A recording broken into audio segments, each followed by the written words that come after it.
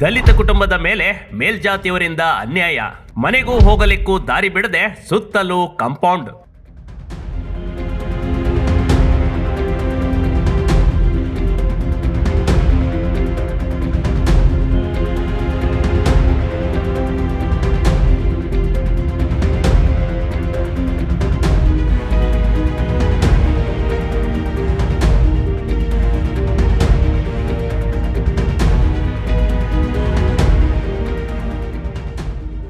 ಆಯ್ತು, ಈಗ ದಾರಿ ಬಿಟ್ಟಿಲ್ಲ ಅಂದ್ರೆ ಏನ್ ಮಾಡ್ತೀರಮ್ಮ?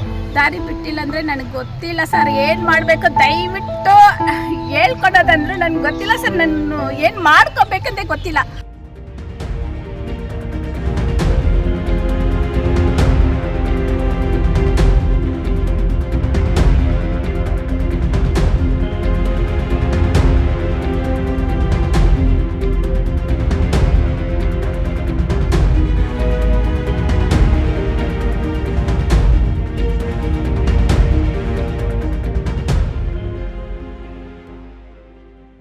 ನಾವಿನ್ನು ಯಾವ ಕಾಲಘಟ್ಟದಲ್ಲಿ ಬದುಕುತ್ತೇವೆ ಅನ್ನೋದು ಗೊತ್ತಾಗ್ತಾ ಇಲ್ಲ ಕಣ್ರಿ. 21ನೇ ಶತಮಾನದಲ್ಲೂ ಇನ್ನೂ ದಲಿತ ಜನ ಅಸ್ಪೃಶ್ಯತೆ ಇನ್ನೂ ಜೀವಂತವಾಗಿ ಇಡಲಾಗಿದೆ. ದಲಿತರು ಓಡಾಡೋದಕ್ಕೂ ಜಾಗ ಬಿಟ್ಕೊಟ್ರೆ ತಮ್ಮ ಸೈಟ್ ಸೇಲ್ ಆಗೋದಿಲ್ಲ ಅಂತಾರಂತೆ ಇಲ್ಲಿನ ಮೇಲ್ಪಂಕ್ತಿ ಜನ. ಅಂದ್ಹಾಗೆ ಇಂಥ ದೃಶ್ಯಗಳು ಈಗಲೂ ಜೀವಂತ ಇರೋದು ಬೇರೆಲ್ಲೂ ಅಲ್ಲ ಕಣ್ರಿ, ನಮ್ದೇ ಕರ್ನಾಟಕದ ಆನೇಕಲ್ನಲ್ಲಿ ಅನ್ನೋದು ವಿಪರ್ಯಾಸ.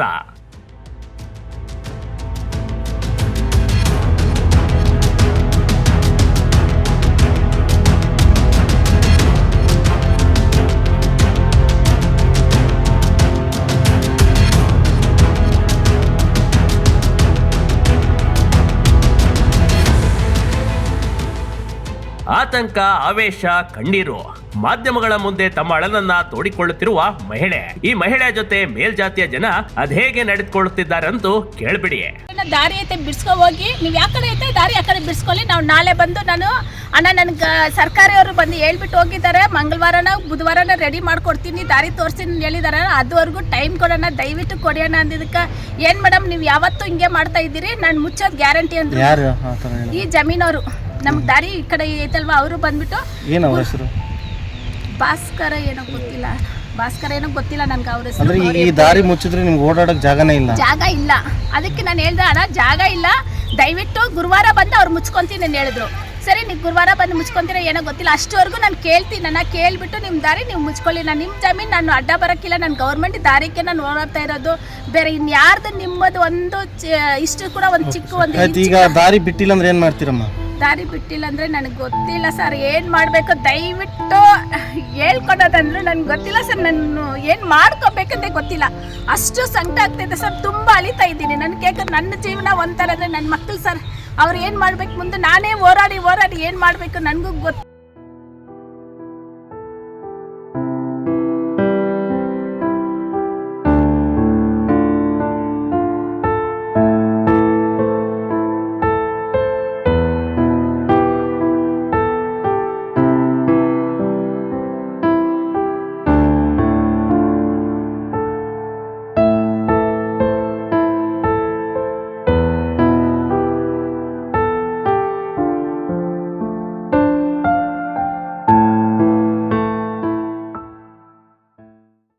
ಎಸ್, ಇಂಥದೊಂದು ಅಮಾನವೀಯ ಘಟನೆ ನಡೆದಿರೋದು ಬೆಂಗಳೂರು ಹೊರವಲಯದಲ್ಲಿ.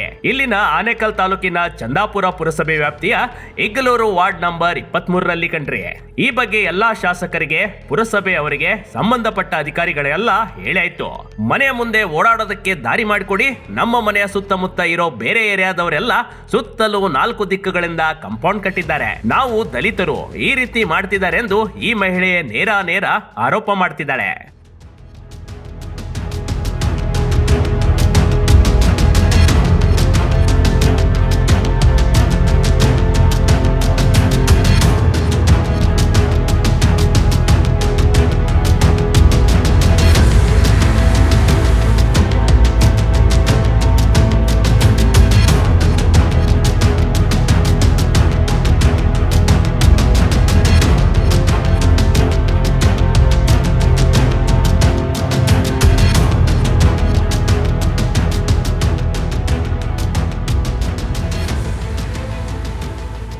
ಈ ರೀತಿ ನೊಂದ ಮಹಿಳೆ ಇಗ್ಗಲೂರು ಗ್ರಾಮದ ನವರತ್ನ ಕಣ್ರಿ.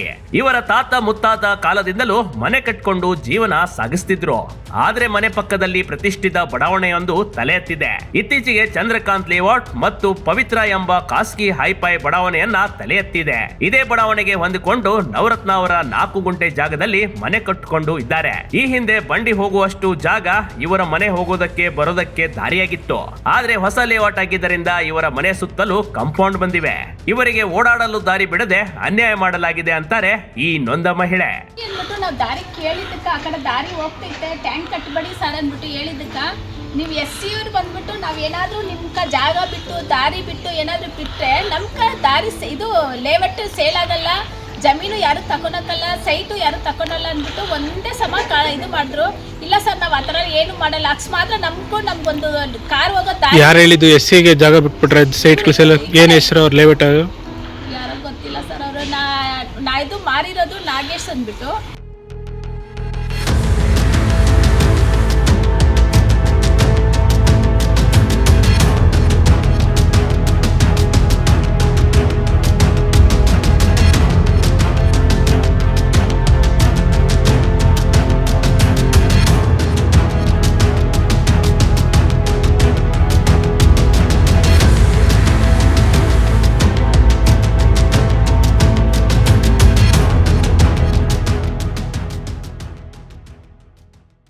ದಲಿತ ಎಂಬ ಒಂದೇ ಒಂದು ಕಾರಣಕ್ಕೆ ಪ್ರತಿನಿತ್ಯ ಕಿರುಕುಳ ಕೊಡ್ತಿದ್ದಾರಂತೆ.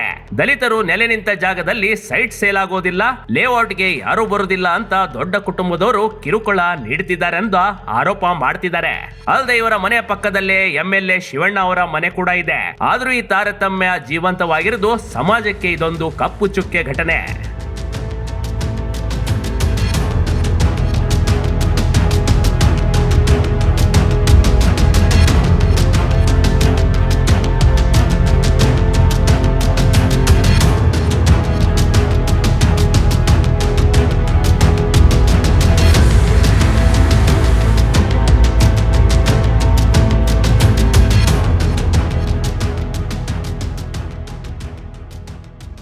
ನವರತ್ನ ಚಂದ್ರಾಪುರ ಪುರಸಭೆಗೆ ರಸ್ತೆ ವಿಚಾರವಾಗಿ ಸುಮಾರು 5 ವರ್ಷಗಳಿಂದ ಹೋರಾಟ ಮಾಡ್ತಿದ್ದಾರೆ.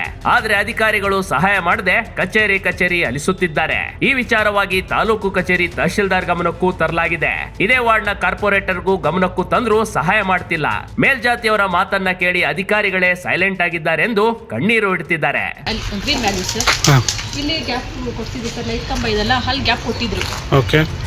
ಆಮೇಲೆ 21 ಅಲ್ಲಿ ಗ್ಯಾಪ್ ಕೊಟ್ಟಿದ್ರು. ನಮ್ಮ ಮ್ಯಾರೇಜ್ ಟೈಮಲ್ಲಿ ನಾವು ಕೇರ್ ಮಾಡೋಕ್ಕಾಗಿಲ್ಲ ಅಂತ ಅವರು ಆಮೇಲೆ ಕೇಳಿದ್ರೆ ಯಾಕೆ ಮುಚ್ತಾ ಇದ್ದೀರ ಅಂದವಾಗ, ಇಲ್ಲಮ್ಮ ಈ ಥರ ಎಲ್ಲ ಎತ್ಕೊಂಡು ಹೋಗ್ಬಿಡ್ತಾರೆ ಈ ಕಡೆ ಕಾಲೋನಿಯವರು ಅಂತ ಹೇಳಿದ್ರು.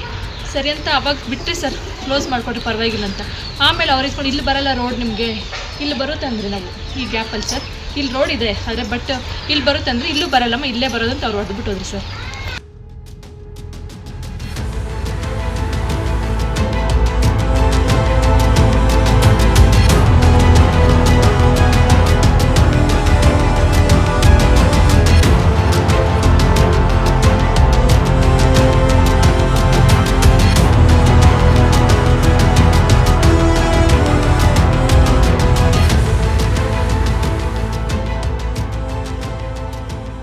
ನವರತ್ನ ಮನೆ ಇರುವ ಜಾಗದಲ್ಲಿ ಚಂದ್ರಕಾಂತ್ ಲೇಔಟ್ನವರು ಕಾಂಪೌಂಡ್ ನಿರ್ಮಾಣ ಮಾಡಿದ್ದಾರೆ. ಇದರಿಂದ ಓಡಾಡಲು ಜಾಗವಿಲ್ಲದೆ ಪರದಾಡುವ ಪರಿಸ್ಥಿತಿ ನಿರ್ಮಾಣವಾಗಿದೆ. ಪವಿತ್ರ ಲೇಔಟ್ನಲ್ಲಿ ಬಂಡಿ ಜಾಗದಲ್ಲಿ ಓವರ್ ಟ್ಯಾಂಕ್ ಅನ್ನ ಕಟ್ಟಿಕೊಂಡಿದ್ದಾರೆ. ಅಲ್ಲದೆ ಬಂಡಿ ಜಾಗವನ್ನು ಕೂಡ ಮಾರ್ಕ್ ಮಾಡಲಾಗಿದೆ ಅಂತೆ. ಆದ್ರೂ ಬಂಡಿ ಜಾಗವನ್ನ ಬಿಡ್ತಿಲ್ಲ. ಈ ಭೂಮಿ ಮೇಲೆ ಪ್ರಾಣಿ ಪಕ್ಷಿಗಳಿಗೂ ಸ್ವತಂತ್ರವಾಗಿ ಬದುಕುವ ಹಕ್ಕಿದೆ ಕಣ್ರಿ. ಆದ್ರೆ ದಲಿತರಾಗಿ ಹುಟ್ಟಿರುವ ದಲಿತರಿಗೆ ಜೀವಿಸುವ ಬದುಕುವ ಹಕ್ಕಿಲ್ಲ ಎನ್ನುವ ಪರಿಸ್ಥಿತಿ ತಲುಪಿದೆ. ಇನ್ನಾದ್ರೂ ಇದಕ್ಕೆ ಸಂಬಂಧಪಟ್ಟ ಅಧಿಕಾರಿಗಳು ಭೇಟಿ ನೀಡಿ ಅನ್ಯಾಯ ಒಳಗಾದ ಮಹಿಳೆಗೆ ನ್ಯಾಯ ಕೊಡಿಸ್ತಾರಾ ಅನ್ನೋದನ್ನ ಕಾದ್ ನೋಡ್ಬೇಕಾಗಿದೆ. Big TV Karnataka, Anekal.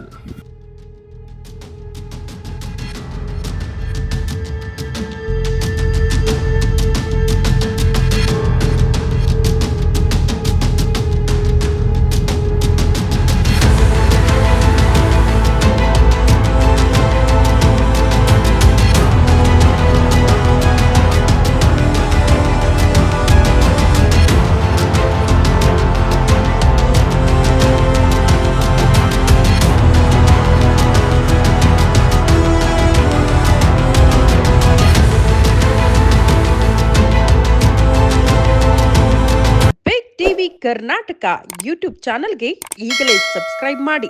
ಧನ್ಯವಾದಗಳು.